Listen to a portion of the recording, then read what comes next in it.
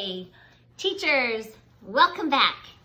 This is Miss Katey, and I wanted to give you some uplifting tips for the new school year. I don't know about all of you, but when I got the news that we were going to be back doing the virtual or distance learning, I was not uplifted. I actually was pretty down and disappointed. Because one of the things that I absolutely just feel so blessed about in my job is the interactions that I get to have every day with all of the students and with all of you. It just fills me up, and not getting to have that has been hard, and I've just missed all of you teachers and really missed our kids incredibly. And I've kind of had this feeling of like I can't do the same work that I'm doing. I didn't feel like I can support people as effectively as I want to, and just kind of having a lot of struggle over that and feeling like it wasn't as effective in the virtual setting.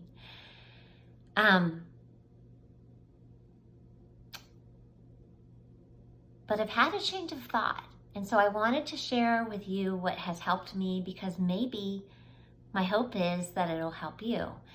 And that is kind of giving you a metaphor, as if all of us are on boats and we're all on our own journeys in this vast sea. Something that helps is to have a North Star. And your North Star is constant. And if I think about it, for me, the reason that I got into child and family therapy was that my biggest desire is to expand everyone's ability to love unconditionally. And that's actually what I believe all of our purpose is here while we're human beings. Our kind of our spiritual selves, our purpose is to grow and expand our ability for unconditional love. And then kind of my own unique North Star to that is to inspire people to their potential. And that's really why I got into counseling, is I love to inspire. And I realized that North Star that I've had still remains in the virtual setting. It just might look a little different or be a little different, but I can still hold true to inspiring people towards their potential. And the other thing is, there's been a lot of demands that have been put on us, and there's been a lot of changes that have been happening, and it's been a very unstable time, pretty much from March, and it remains. We're just kind of more used to it. And that takes a lot of energy, and that can really leave us feeling tossed around on the water, so to speak. And if you think about a boat, the other thing that helps it and holds it is an anchor. And so think about, what is your anchor? And I know for me, my anchor is my connection to divine love, to that universal power that we call God, but also I see as kind of manifested as love. And that can hold me during this time. And so something that I started doing last March, when this all hit, was setting an intention every morning. I mean, every morning I always have held that time to pray and connect to God and love, but I also started something new, which was to set a daily intention. And I would think about maybe an area that I felt like I was like working on or practicing, or somewhere that I maybe needed help.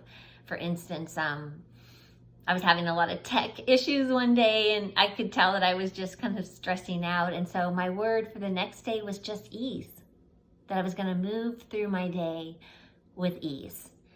And I would even stop throughout my day. And I think this is a healthy practice too, is just to take a moment and pause. And I would put my hands, and this actually is a comforting response. I would just pause and breathe in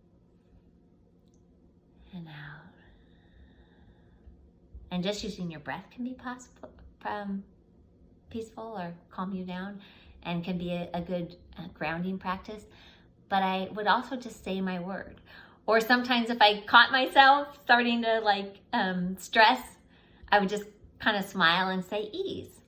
Or another day I was really felt like I had so many tasks to do, and I was just getting so serious and putting myself under a lot of pressure. And so the next day I was like, okay, my word for today is going to be fun.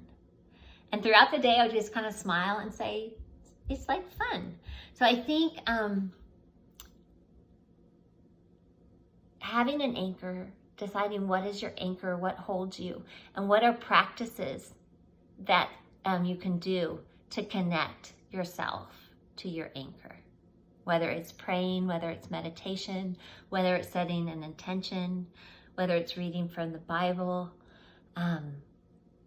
going out in nature, to just really be thoughtful and set up some habits and some practices that are going to anchor you. And then I just wanted to give you a couple final thoughts. All of this uncertainty has been difficult for, I think, all of us in our culture at large, because I think a lot of us, and I know myself, I like to be able to plan. And when things are uncertain, well, I guess you could have a lot of plans, plan A and B and C, but it makes it hard. And I feel like, if I just knew that we could be back at school in 4 weeks, then I'd be good because I could plan.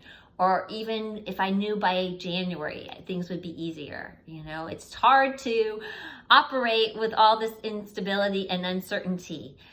And I actually changed my way of looking at that, because, when things are certain, even though that feels safe and comfortable, they're also known. And that possibilities only come out of uncertainty. In uncertainty is where we have infinite possibilities. And so I started thinking about what are the possibilities for this year? And, I had been thinking that a lot of our students, this distance learning is really hard because they're expected to do so much more on their own, and that's so hard for them, and their parents are so busy. And I actually kind of flipped how I'm seeing that. And I think that this is a tremendous opportunity for us to build children that are self-directed learners.